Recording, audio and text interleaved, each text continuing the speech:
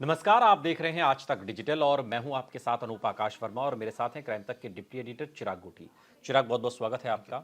Lawrence Bishnoi एक बार फिर सुर्खियों में है बीते कई दिनों से और सलमान खान की सुरक्षा बढ़ाई गई और तमाम तरीके की बातें हुई। अभी तो हम देख रहे थे करणी सेना का कोई नेता है तो उसने भी लॉरेंस बिश्नोई को लेकर एक अपने तरीके की एक धमकी दी है।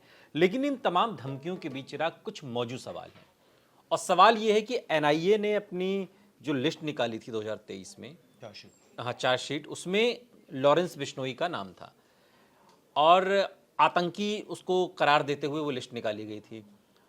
और भी कई मामले लॉरेंस बिश्नोई के ऊपर हैं। लॉरेंस बिश्नोई जेल में है, लॉरेंस बिश्नोई जेल के अंदर है और बाहर सारे काम हो रहे हैं और ये कहा जा रहा है, दावा किया जा रहा है सोशल मीडिया के ऊपर आके कि ये लॉरेंस बिश्नोई गैंग ने करवाए, लॉरेंस बिश्नोई के इशारे पर हुआ है। लॉरेंस बिश्नोई ने कभी कुछ नहीं कहा किसी मामले को लेकर के। ये तो एक बात है। दूसरी बात ये कि एनआईए अपनी चार्जशीट में अगर लॉरेंस बिश्नोई का नाम डालती है 2023 में, तो अब 2024 ये भी खत्म होने के मुहाने पर आया है। प्रूफ क्या है? जो आरोप लगाए गए हैं, चाहे वो आतंकवादी के आरोप हों या कनाडा जो बातें कर रहा है कि भारत लॉरेंस बिश्नोई का इस्तेमाल कर रहा है हमारे यहाँ के लोगों को मरवाने के लिए, कोई प्रूफ दिखाई नहीं देता इन तमाम बातों का। वहां से वो भी कह रहे हैं, यहां से ये भी कह रहे हैं, सब कुछ कहा जा रहा है। प्रूफ के नाम पर क्या है एनआईए के पास? देखिए, बिल्कुल सटीक आपने सवाल किया। 84 मामलों का जिक्र है चार्जशीट में। 4 मामलों में आज तक जो एनआईए की चार्जशीट कहती है उसको सजा मिली है। बाकी 80 मामले पेंडिंग है, जिनमें कुछ मामलों में बरी भी हुई है। ये सबसे संगीन मामले थे। एनआईए की चार्जशीट कहती है कि वो डी कंपनी की तरह काम कर रहा है। आपने किसी को डी कंपनी बताया, 700 शूटर हैं उसके, तमाम बातें कही। ये कहा कि जो ड्रग केस हुआ गुजरात में, ड्रग्स मिली थी पोर्ट से, उसमें भी लॉरेंस का हाथ था। हथियार मंगाने में पाकिस्तान बॉर्डर से वो मंगवा रहा है। इसके अलावा वो खालिस्तानियों के साथ मिल गया है। लेकिन कनाडा वाले तो अलग बात कह रहे हैं, अगर खालिस्तानियों से मिल गया है तो। हाँ, कनाडा वाला कह रहा है कि वो मरवा रहा है खालिस्तानियों को। तो सबूत तो कनाडा ने दिया है एक बार भी। अगर वो ऐसी बात कह रहे हैं कि निज्जर के मौत में लॉरेंस का हाथ है और भारतीय सबूत देना, सबूत तो कहीं कोई नहीं दे रहा ना, ना वो दे रहे हैं ना ये दे रहे हैं, सिर्फ बातें हो रही हैं सोशल मीडिया पर और वैसे भी। कसाब को भी फांसी हुई थी, हम सबको पता है। जब मुंबई में अटैक हुआ था, एक प्रोसेस चला जिसमें उसको फांसी हुई, सजा हुई, एविडेंस बटोरे गए, प्रूफ था ना, एविडेंस था ना। तो यहाँ अगर आपने कह दिया कि भाई आपका उससे लिंक है, तो प्रूव कीजिए आप लिंक है। कोई बातचीत होगी आपकी, कोई ऑडियो रिकॉर्ड होगा, कोई व्हाट्सएप मैसेज होगा, कोई टेलीग्राम मैसेज होगा, कोई स्नैपचैट होगी, कोई किसी ने बताया होगा। देखिए, अदालत में ये सब चीजें हवा हवाई नहीं चलती, वहां आपको प्रूव करना पड़ेगा एक एक चीज। अगर आप लॉरेंस बिश्नोई का नाम ले रहे हैं तो लॉरेंस बिश्नोई तो जेल में है ना, ये प्रूफ कैसे होगा फिर? तमाम हत्याओं में नाम आ जाता है, जैसे अभी एक जयपुर के पास जो हुई थी गोगामेडी की, उसमें लॉरेंस बिश्नोई का नाम आया। सलमान खान की सुरक्षा को लेकर भी लॉरेंस बिश्नोई का नाम आ रहा है। लॉरेंस बिश्नोई जेल में, जो आदमी जेल में है उस चीज को प्रूफ कैसे होगा? और ये वही कर रहा है या उसके नाम पर कोई इस तरीके का ये पूरा साम्राज्य को मूवमेंट कर रहा है? ये भी तो एक सवाल है ना अपने आप। सही बात है। आप किसी उसको डायरेक्टली इन्वॉल्वमेंट तो कहीं भी नहीं आ रहा है। इनडायरेक्टली आप क्या जा दिखा सकते हैं किसी एक आरोपी को पकड़ के उसके डिस्क्लोजर से कि मैंने उसमें लॉरेंस बिश्नोई का क्या बिगाड़ लेंगे फिर? कुछ नहीं, तो बिगड़ ही कहाँ रहा है। आप देखिए, सिर्फ इतना बिगड़ रहा है कि वो जेल में है और साबरमती जेल में उसको 80 उसके पर मुकदमे। कौन ये इस बात पर मुहर कौन लगाता है कि इस केस में लॉरेंस बिश्नोई कहाँ आता है? मेरा सवाल ये है। एजेंसीज लगाती हैं। एजेंसी तो एजेंसी से प्रूफ क्या है फिर? एविडेंस क्या है? एविडेंस तो उनको देना चाहिए। अगर वो कह रहे हैं कि खालिस्तानियों से या पाकिस्तान की जो एजेंसी है उसका रिंदा जो आतंकी है उससे संबंध है, तो दीजिए आप प्रूफ। बताइए कब बात हुई उसकी और उसकी रिंदा और लॉरेंस बिश्नोई के बीच में, कहाँ बातचीत हुई, कैसे डायरेक्टली और इनडायरेक्टली इन्वॉल्व है, बताइए। देखिए, एजेंसी ये जरूर कह सकती है कि उसको सबूत नहीं मिले, भाई इतना बड़ा आतंकी नहीं देता सबूत, इशारे पर काम होता है। तो भाई इशारा भी तो दिखाइए, सर्कमस्टेंशियल एविडेंस भी तो कोई कोर्ट में तो प्रूफ देना, प्रूव करना कोर्ट पड़ेगा। में तो मुंह से तो सिर्फ जुबानी जमा खर्च से तो बात नहीं होगी ना। भाई लॉरेंस बिश्नोई का भी तो वकील है ना। सही बात। जुबानी जमा खर्च से तो बात हो। एक आदमी जो जेल में है, एक आदमी जो पुलिस के पहरे में है, एक आदमी जिसको कहीं अगर ट्रांसफर भी किया जाता है तो भयानक तरीके की सिक्योरिटी होती है, उसको ये आरोप लगाना कि इस केस में भी ये इन्वॉल्व है, इस केस में 80-100 मुकदमे, 1500 मुकदमे आपने डाल दिए, लेकिन उसके बाद जब प्रूफ की बात आ रही तो प्रूफ नहीं। ये फेलियर किसका है फिर?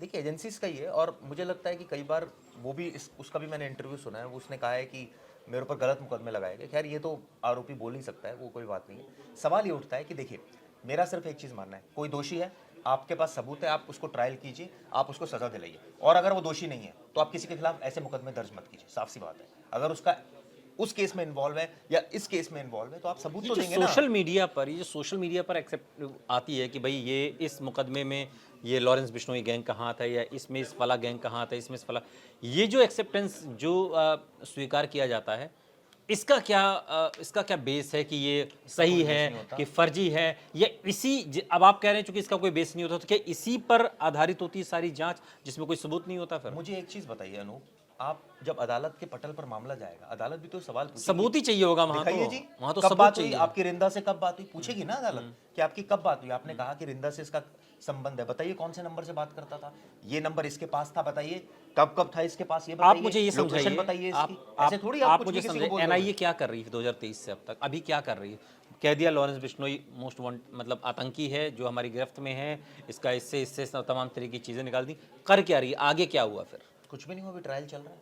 अभी तो ट्रायल कब तक चलता रहेगा? पता नहीं कब तक चलता रहेगा, पता नहीं मुझे कब तक चलता रहेगा। लेकिन ये है कि देखिए, अगर आप ये क्या तरीका है क्या एनआईए का इस तरीके से काम करने का कि जो हमारे गिरफ्त में है उसको हम बुरी नहीं तरीके है, से ऐसा रख के उसके दिमागी हालत को तोड़ देखिए, दें? हो सकता है कई लोग ये वीडियो देख के कहे कि हम एनआईए के खिलाफ कोई एजेंडा चला रहे हैं, ऐसा नहीं कुछ भी नहीं, नहीं है। कोई एजेंडे की बात नहीं है, बात है उस डिले होने के प्रोसेस की, ठीक है ना?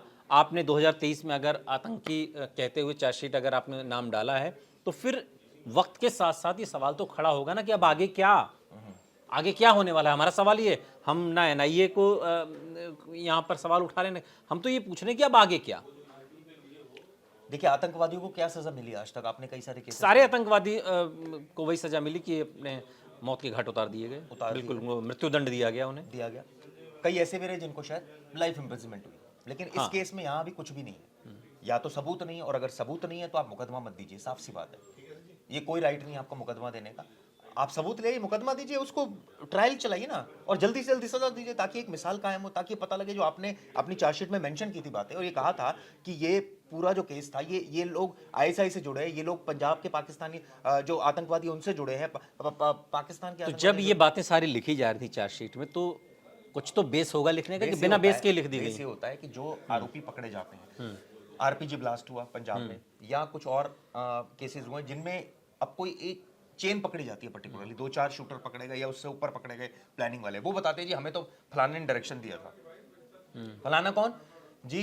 कई केसेस में ऐसा हुआ जी हमें तो गोल्डी बरार ने दिया था।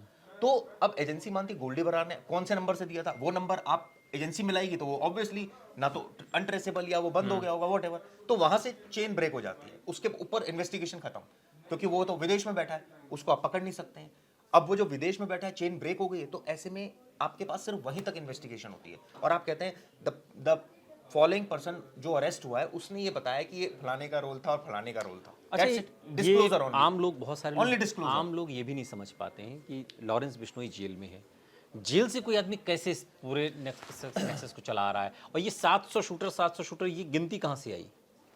ये तो एनआईए बताएगी गिनती कहाँ से, और जहाँ तक बात है कैसे चला रहा है, ये तो हम सबको पता है कि वो दूध का धुला तो नहीं है, ये भी हम सबको पता है कि उसने मोबाइल का इस्तेमाल किया। और अरे तो फिर अगर मोबाइल का इस्तेमाल जेल में किया है तो दूध के धुले तो पुलिस ऑफिसर नहीं है ना, जेल में रखे हुए सुरक्षा के अधिकारी नहीं है ना? बिल्कुल वो भी नहीं है, क्योंकि अगर उनकी सुरक्षा में भाई ऐसा हो रहा है, अगर सुरक्षा में अगर ये ब्रेकडाउन हुई है तो ये तो उनकी रजामंदी से हुई है ना?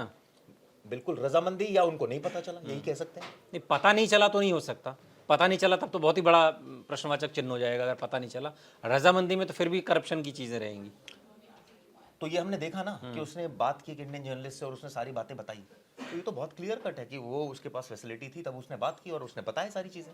लेकिन मैं एक जगह लॉरेंस बिश्नोई का ही स्टेटमेंट देख रहा था, आपने देखा कि वो वीडियो उनकी बनती है, और कितने सारे लोग हैं जो बिश्नोई समाज के लोग हैं, बहुत सारे ऐसे लोग हैं जो शायद बिश्नोई समाज के ना भी हों, वो लोग कितना बिल्कुल सपोर्ट कर रहे हैं।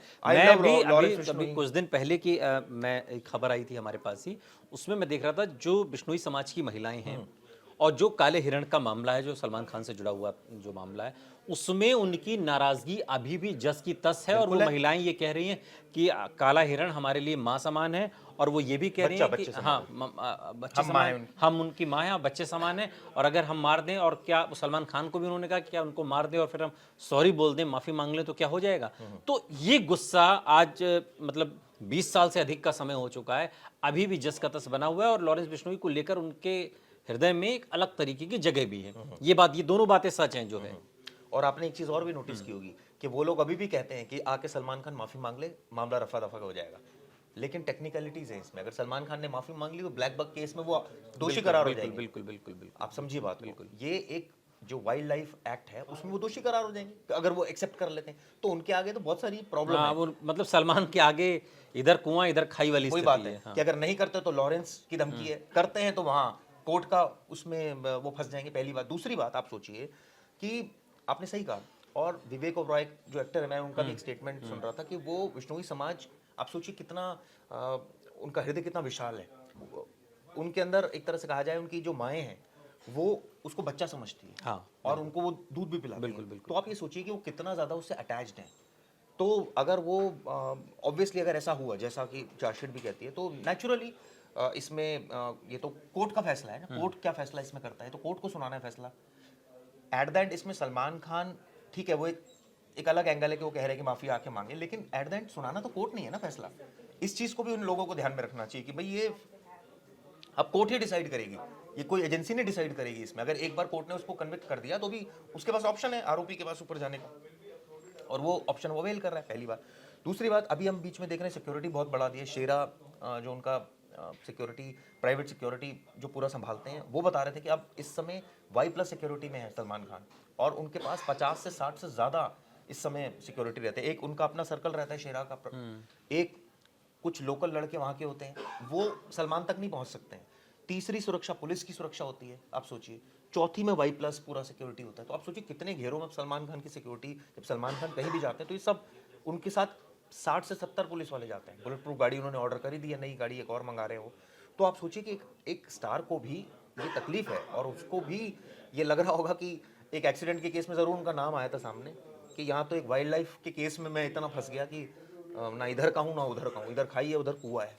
आप सोचिए, तो ये बहुत पेचीदा मामला है, इसको बहुत लाइटली नहीं लेना चाहिए। बिल्कुल बिल्कुल। और बिल्कुल। देखिए, एक तरफ इमोशंस भी है बिश्नोई समाज के, उसको भी ध्यान में रखना चाहिए, और एक तरफ कोर्ट का जजमेंट भी है इसमें। तो बहुत सारी बिश्नोई चीजें, समाज तो पूजता है एक तरीके से। लेकिन एक चीज जो मुझे बड़ी थोड़ी अजीब सी भी लगती है, अजीब सी नहीं कहूंगा, कि देखिए क्रिमिनल को हमें सपोर्ट नहीं करना है, साफ सी बात है। अगर ये चीज एजेंसीज बोल रही हैं, लेकिन एजेंसीज का भी फिर दायित्व बन जाता है ना कि वो प्रूफ तो करे ना, बोलने से क्या होगा, प्रूफ तो करना पड़ेगा ना। जो आरोप लगा रही है, जो बातें NIA की चार्जशीट में लॉरेंस बिश्नोई को लेकर कही गई, उन्हें प्रूफ तो करना पड़ेगा, वरना क्या फायदा हुआ लिखने का। भाई अंततोगत्वा सजा तो अदालत से ही मिलती है ना। अदालत में आप प्रूफ ही नहीं कर पा रहे हैं या कर नहीं रहे हैं, या परिवार की तरफ से ये कहा गया कि हम 40 लाख रुपए खर्च करते हैं लॉरेंस पर। तो ये तो बात मुझे बड़ी अटपटी लगी, ये कैसे संभव है। तो जेल के अंदर है वो, और वो कन्विक्टेड है, मतलब वो कन्विक्टेड है 4 केसेस में। तो वो तो जेल मैनुअल के हिसाब से काम होता है कि वो कैदी है तो कैदी को ड्रेस मिलती है, उनको खाना दिया जाता है। तो ये परिवार के आरोप कुछ अलग है। हाँ, ये जरूर है कि उनके शायद वेल्थ बहुत है उनके पास, फजली का जो जहाँ गाँव है, जहाँ उनका उस बहुत सारी उनके पास दौलत है, धन दौलत है।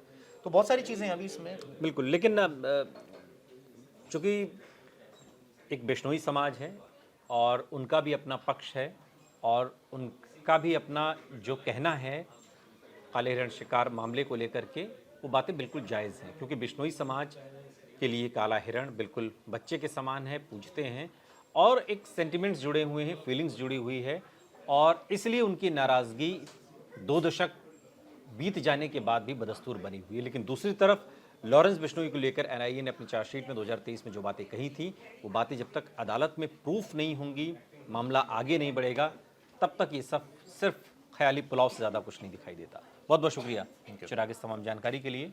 यहाँ रुक रहे हैं, लेकिन आप कहीं जाइएगा नहीं, बने रहिए हमारे साथ, देखते रहिए आज तक डिजिटल।